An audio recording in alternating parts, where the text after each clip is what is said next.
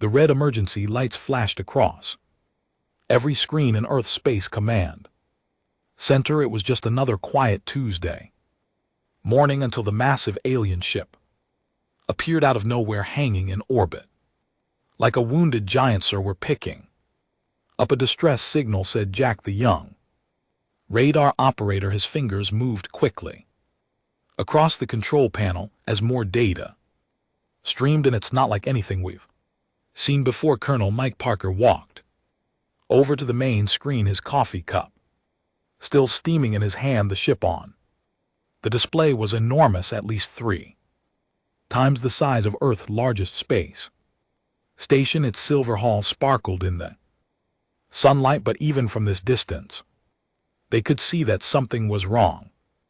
The ship's rear section pulsed with an unstable blue light. "Get me a translation of that signal," Parker ordered. The AI systems worked quickly, and soon a clear message played through the command and center speakers. "This is the Commonwealth vessel Star Wanderer. Our quantum drive has suffered critical failure. We require immediate assistance. Any civilized worlds receiving this message, please respond." Parker raised his eyebrows at the word civilized. Even in their time of need, these aliens couldn't help but sound a little superior. Earth had only achieved faster than light travel 5 years ago, while the Commonwealth had been crossing galaxies for centuries.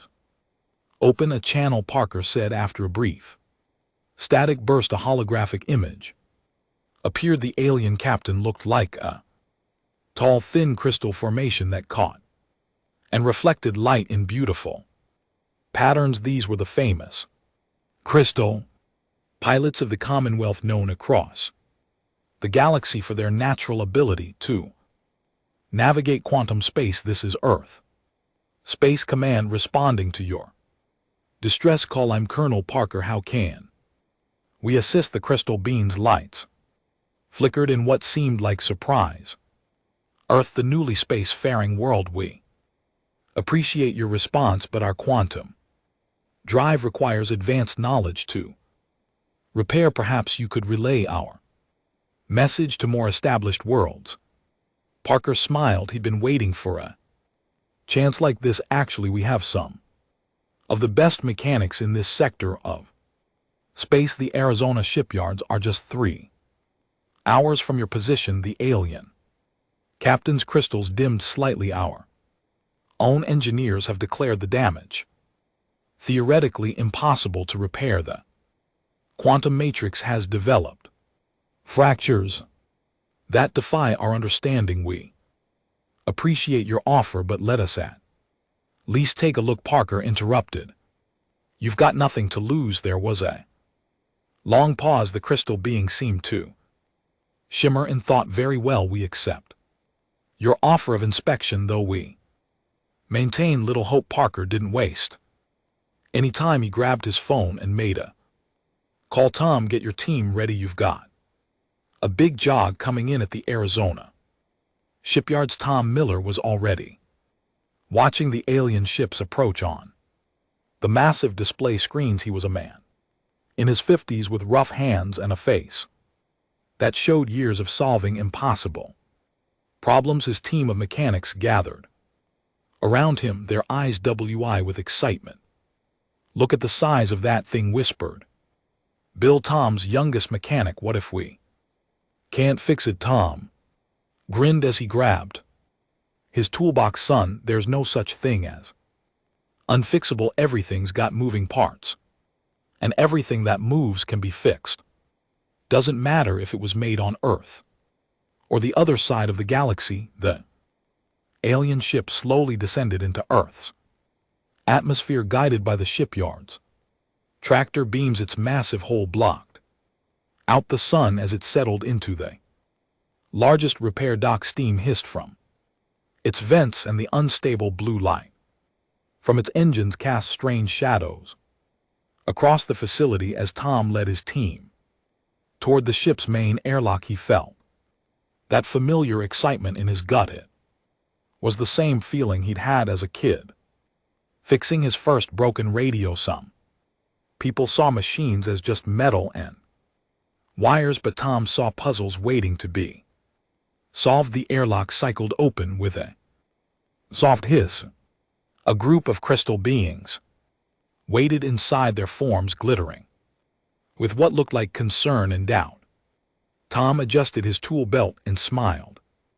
"All right, folks, let's see what kind of problem we've got here." The greatest repair job in human history was about to begin. The inside of the alien ship was like nothing Tom and his team had ever seen. The corridors glowed with a soft blue light and the walls seemed to pulse with energy. Vil whistled softly as they followed their crystal guide deeper into the ship. "I am lead engineer Whitey," the crystal being said, its voice creating musical echoes in the hallway. "Though I must warn you, what you're about to see has baffled our finest minds." Tom nodded, his toolbox feeling heavy in his hand. The team passed several alien crew members, each one stopping to stare at the humans with what seemed like a mixture of curiosity and doubt. Some even made soft chiming sounds that might have been laughter. They entered the main engine room, and Tom immediately understood why the aliens were worried. The quantum drive was massive, filling the chamber the size of a football field. Blue energy crackled around its core. Irregular patterns and parts of the machinery were making sounds that any mechanic knew meant trouble. "The quantum matrix is destabilizing," White Cord explained, projecting complex holographic diagrams into the air. "Our calculations show that repair is impossible without completely rebuilding the drive, which would take years." Tom walked around the drive, his experienced eyes taking in every detail. He noticed something familiar about the way the machinery was laid out. "You know what this reminds me of?" he said to Bill. "My old Chevy engine. Different tech, same basic principle." The aliens made sounds like tinkling glass, their version of confused murmuring. "Impossible," said another crystal being, introducing itself as High Engineer Clearpoint. "This is quantum technology. It manipulates the fabric of space-time. It cannot be compared to your primitive combustion engines." Tom pulled out his tablet and started taking readings. "Everything's got basics," he said calmly. "Even quantum DDS need cooling systems, power distribution, and moving parts, and anything that moves can break and can be fixed." He walked closer to the drag's outer casing, noticing something that the aliens, with their focus on quantum mechanics, had missed. There were tiny stress patterns in the metal, almost invisible unless you'd spent decades looking for exactly this kind of problem. "Bill, hand me the sonic analyzer," Tom called out. The young mechanic quickly passed him a device they developed at the shipyard. It was simple compared to alien tech, but it was perfect for finding material stress points. The aliens watched with what seemed like embarrassment as Tom used his primitive tool. The device beeped, confirming his suspicions. "Here's your problem," Tom said, pointing to a section of the drive's cooling system. "You've got micro fractures in the containment housing. The quantum field is leaking into the cooling system, creating a feedback loop.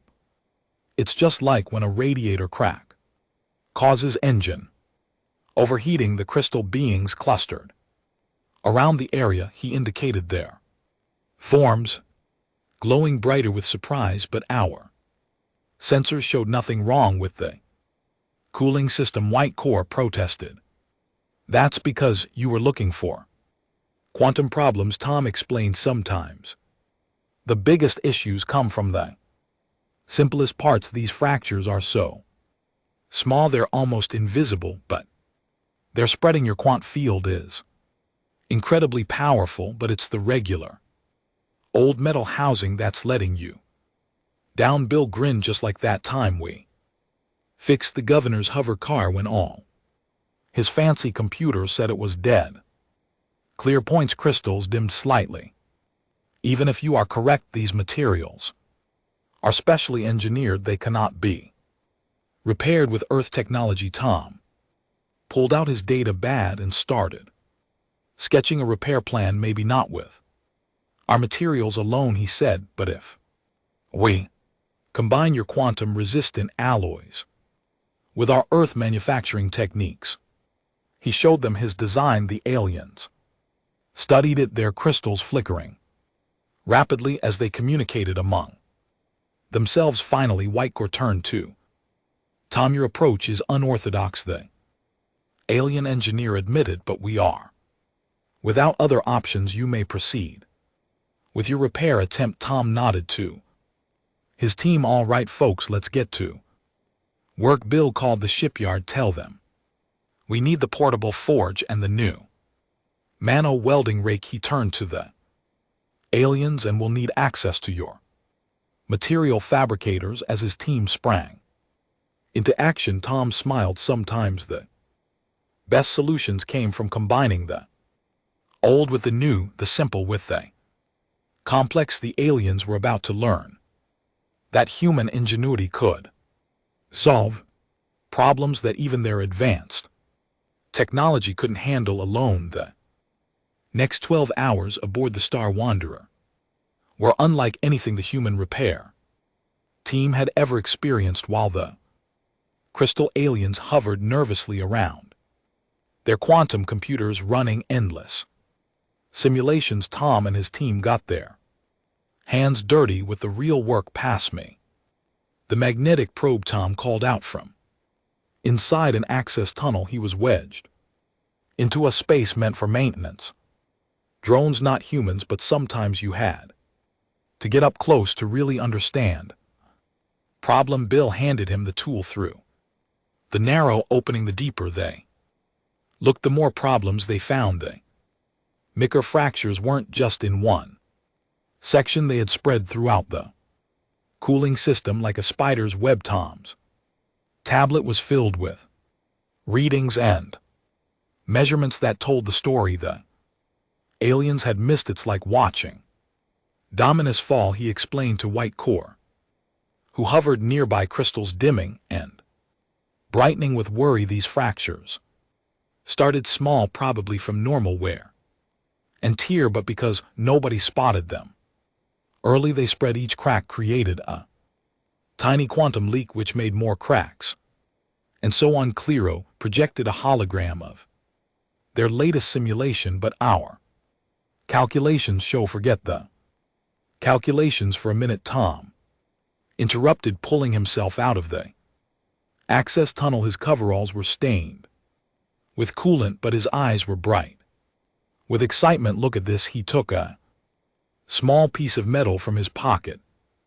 Sample he carefully removed from the cooling system under the ship's bright lights. The fractures were barely visible to the naked eye, but when he placed it under their portable microscope, the screen showed something fascinating. See these patterns? Tom pointed to the display. Your quantum field didn't just crack the metal, it changed its crystal structure. That's why your repairs didn't hold. You were trying to fix quantum altered metal with normal materials. The alien engineers clustered around the screen, their crystalline bodies creating a light show of reflected colors. For the first time, they seemed genuinely interested rather than just politely tolerant. But how can we repair metal that has been quantum altered? Whitecore asked. Our fabricators cannot reproduce this effect. Tom smiled and nodded to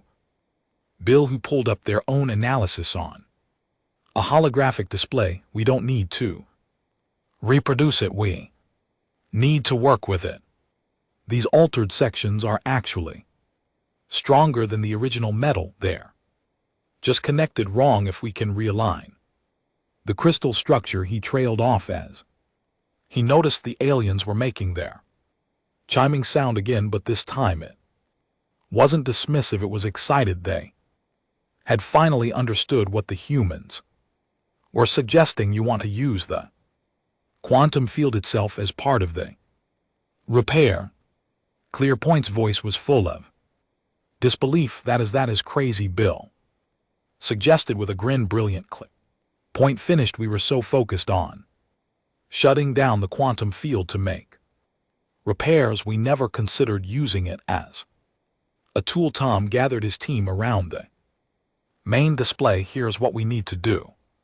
First, we'll use your fabricators to create a series of containment rings, but we'll make them flexible, not rigid.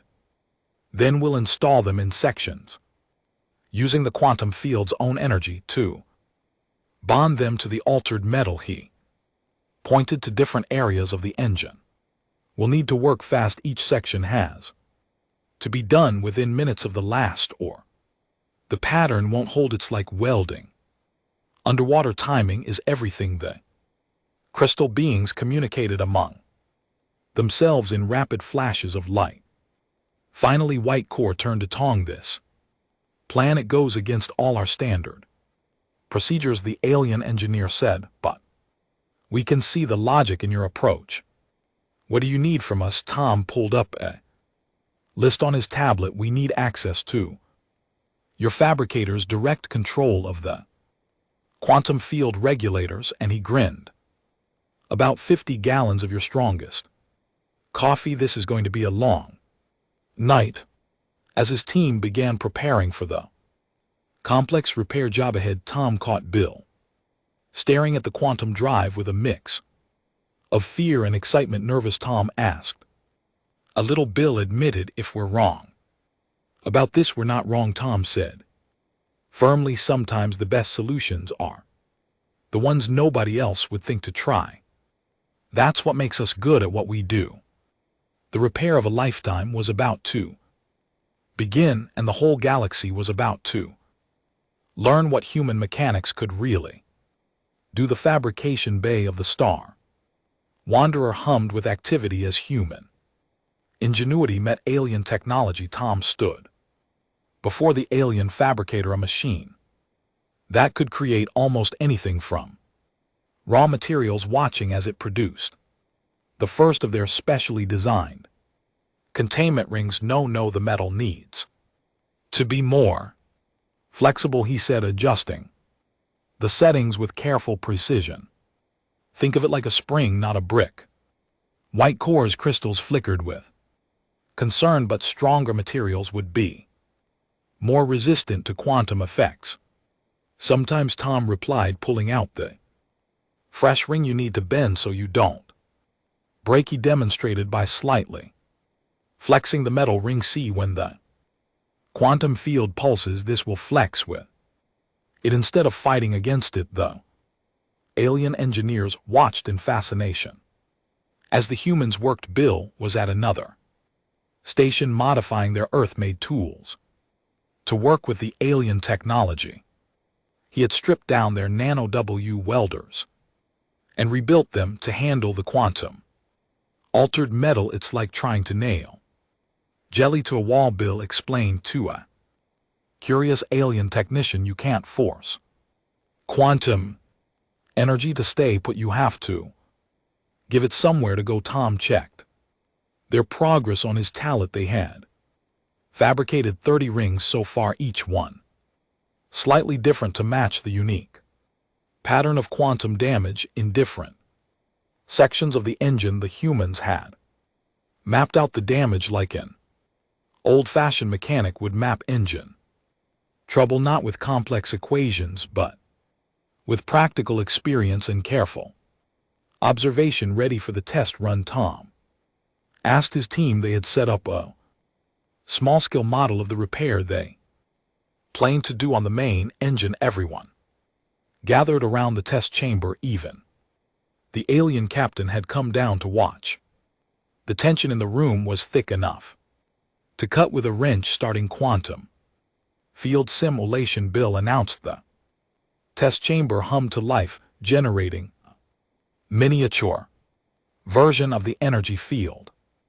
that was causing so much trouble in the main engine. Tom carefully fitted one of their new containment rings around the test section. The metal began to glow softly as it interacted with the quantum field. This was the crucial moment. Would it hold or would it fail like all the aliens' previous attempts? Field strength at 20%, Bill called out.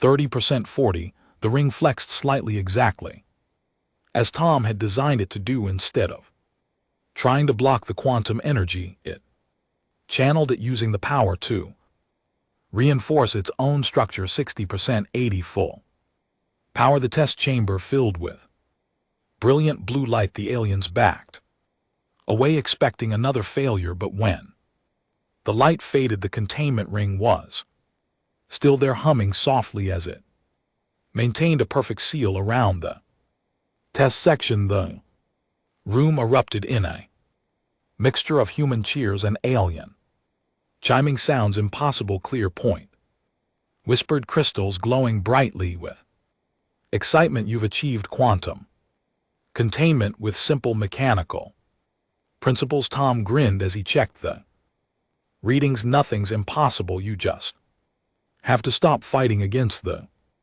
problem and start working with it. He turned to his team. All right, folks, now comes the hard part. We need to scale this up to fix the main engine. The captain stepped forward, its crystalline form casting rainbow patterns on the walls. You understand, this repair will risk the entire ship if it fails. Tom nodded seriously. Every great repair job comes with risks, but I trust my team and I trust these principles. They haven't failed me in 30 years of fixing the unfixable. The captain seemed to consider this for a moment, its crystals pulsing with thought. Finally, it turned to white core. Begin preparations for the full repair. Give the humans whatever they need. As the team began gathering their equipment and moving towards the main engine room, Bill caught up with Tom. You really think we can pull this off on the big scale? Tom picked up one of the containment rings, feeling its perfect balance between strength and flexibility. Sometimes the biggest problems have the simplest solutions, kid.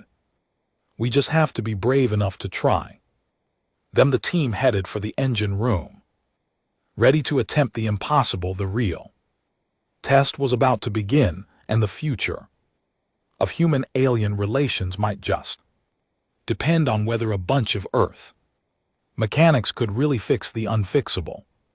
The main engine room of the Star Wanderer was bathed in the unstable blue light of the damaged quantum drive. Tom and his team stood before the massive engine, their specially designed containment rings laid out in precise order. This was the moment of truth. Remember, Tom said to his team, checking their protective suits one last time.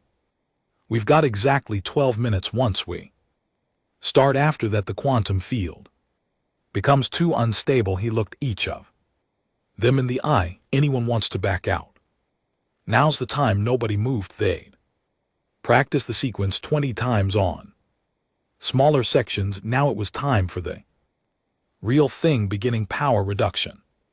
White core announced from the control station. The quantum field's angry blue glow dimmed slightly. You have your 12 minutes, humans. After that we must restore full power or risk total engine failure. Tom nodded too. Bill, start the countdown. Team A with me on the upper level. Team B, take the lower section. Move on my mark. The humans position themselves around the engine, each carrying their modified tools and the special containment rings. The aliens watch from behind protective barriers, their crystalline forms glittering with nervous energy. Time starts now, Vil shouted. Tom moved with the speed and precision of decades of experience. He fitted the first containment ring around a severely damaged section of the cooling system, activating quantum sync. Now they began to glow as it made contact with the quantum field. This was the crucial moment. Would it hold like the test version or fail?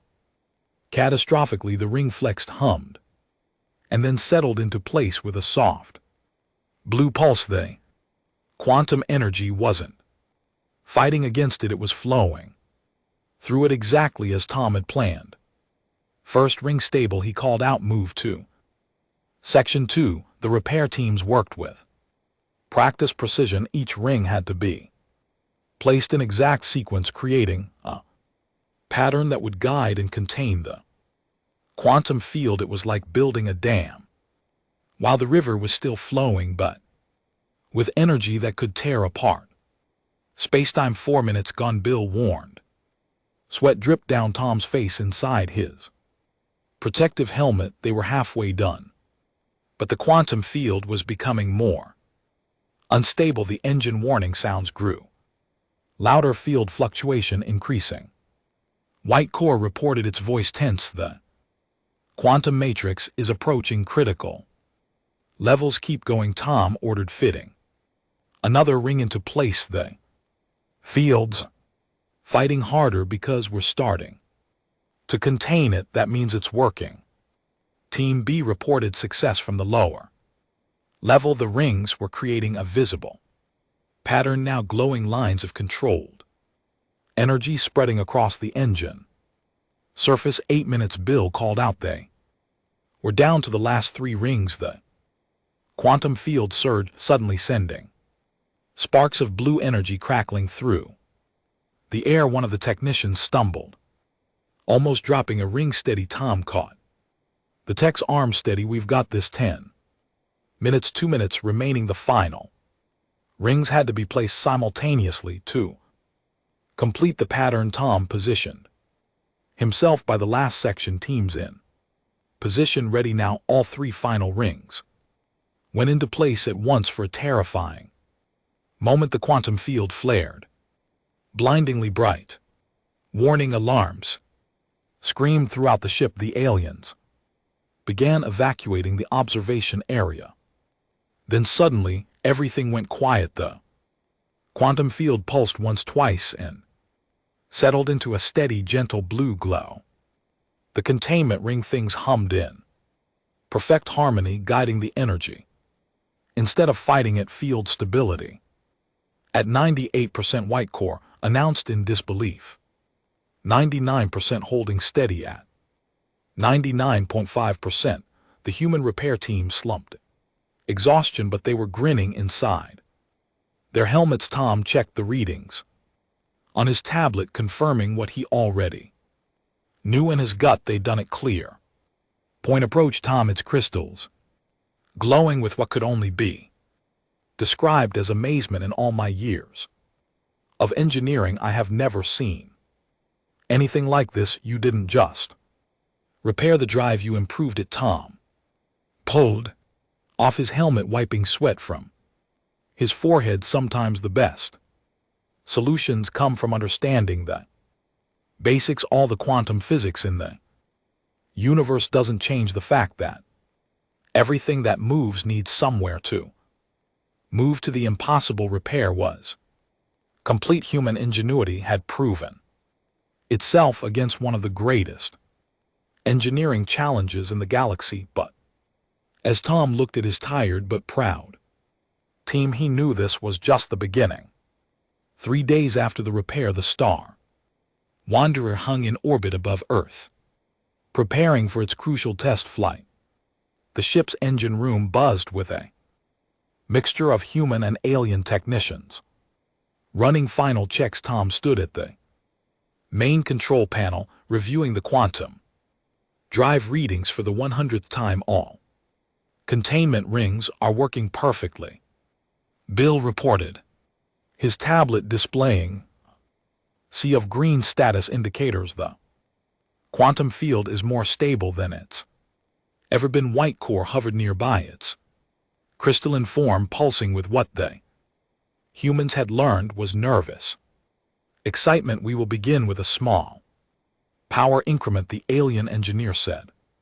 10% of normal operating capacity. The Ship's captain had joined them for the test along with several high-rank Commonwealth officials who had arrived via emergency transport. None of them could quite believe that human mechanics had succeeded where their best quantum engineers had failed. Beginning power-up sequence, Whitecore announced. Tom watched the readings climb. The containment rings glowed softly, flexing and adapting just as they had in the tests. The quantum field expanded smoothly within its new boundaries.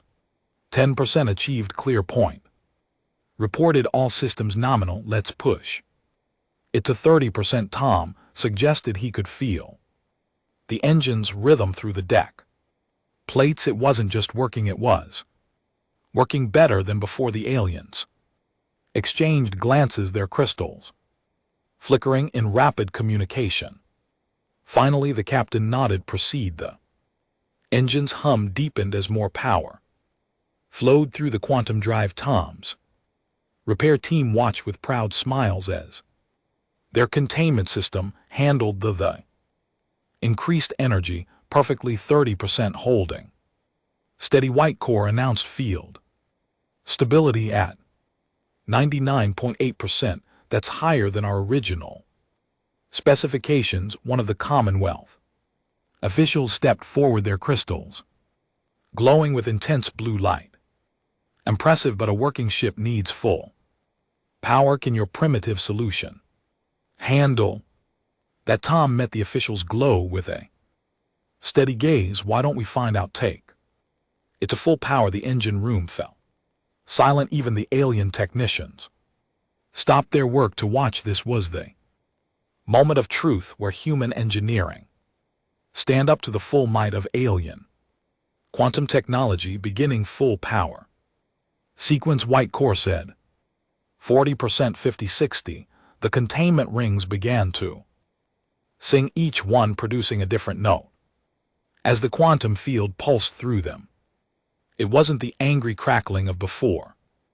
It was more like a well-tuned engine hitting its stride. 70%, 80-90. Tom felt Bill grab his arm in excitement. The readings were better than any of them had dared to hope for. Full power achieved. The quantum drive roared to life, its energy field a perfect steady blue. The containment rings glowed brightly but held firm, guiding the massive forces exactly where they needed to go. Field stability at 100%. Clear point announced in disbelief. Power efficiency increased by 12% over original specifications. This is unprecedented. The Commonwealth officials' crystals had changed from blue to a brilliant white, a sign of utmost respect. In their culture, it seems we have much to learn from Earth's mechanics. After all, the captain turned to Tom. We would like to test the quant jump drive. Would you and your team care to accompany us on a short flight? Tom looked at his team, seeing the excitement in their faces. None of them had ever been on a quantum jump before. We be honored, Captain. The humans strapped into the observation deck as the Star Wanderer prepared for its jump through the viewport. They could see Earth growing smaller. Quantum jump.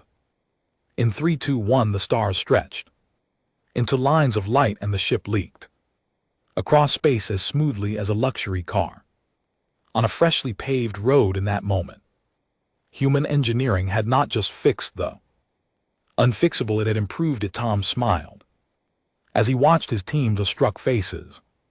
Sometimes the best solutions came from the simplest places, and now the whole galaxy would know it. 6 months after the Star Wanderer's successful repair, the Arizona shipyards had become the busiest repair facility in this part of the galaxy. Tom stood at his office window, watching as 3 Commonwealth ships waited their turn in the newly constructed quantum maintenance base.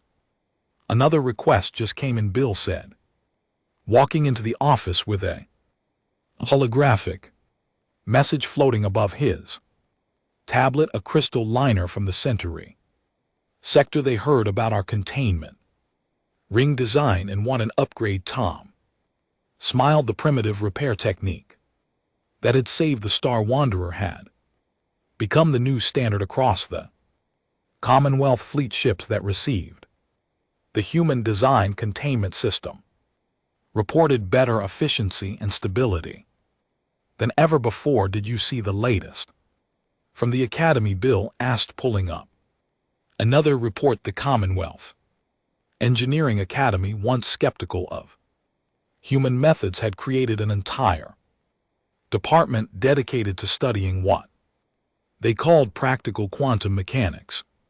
They're still overthinking it. Tom chuckled, picking up an old wrench from his desk. Sometimes the simplest solution is the best one. The door chimed in. White core entered. The alien engineer had become a permanent liaison between Earth and the Commonwealth, and more importantly, a good friend. The first class of Commonwealth engineers has completed their Earth mechanical training. Whitey announced, crystals glowing with pride. They've learned to work with their hands, not just their quantum computers. Tom nodded approvingly. The exchange program had been his idea. Commonwealth engineers coming to learn Earth's practical approach, while human mechanics learned about advanced alien technology. Both sides had so much to teach each other. And how's the Star Wanderer doing? Tom asked. The ship that had started it all held a special place in his heart. White core's crystals sparkled with happiness. Better than new. The captain says it's running smoother than any ship in the fleet. They've scheduled their yearly maintenance check here. Of course, they won't trust anyone else. A commotion outside caught their attention. Through the window they watched as a massive new ship descended from the clouds, unlike anything they'd seen before. Its hull was a perfect blend of Commonwealth and Earth design philosophies. Our white core said the prototype has arrived. Tom grinned. This was the project he was most proud of. The first ship built jointly by humans and the Commonwealth. It combined the best of both worlds, advanced quantum technology with practical, reliable engineering. Hard to believe it all started with a broken down ship and a desperate repair job.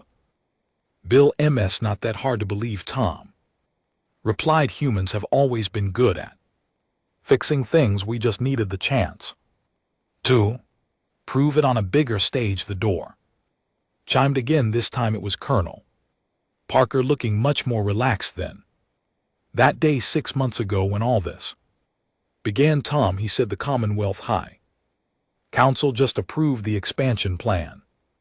They're authorizing 5 more shipyards like this one around Earth. They're calling us the repair hub of the sector.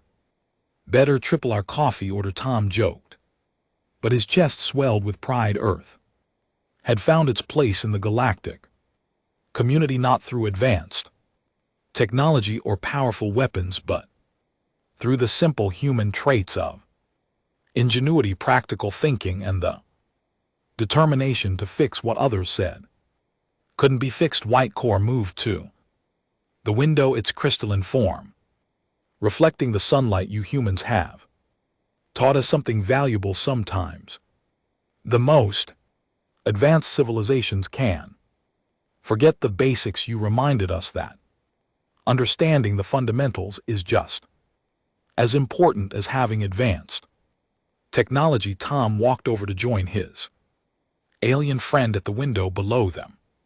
Human mechanics and alien engineers worked side by side, sharing knowledge, solving problems, and building a future neither species could have achieved alone. You know what I always say, Tom smiled, watching as another Commonwealth ship appeared in the distance, heading their way for repairs. Everything that's built can be fixed, and everything that moves can be improved. Sometimes you just need to look at it with fresh eyes. The Arizona shipyard, Wise hummed with activity as Earth continued to make its mark on the galaxy one repair job at a time. It wasn't the legacy anyone had expected for humanity's first major contribution to galactic civilization, but it was one that would last for generations to come.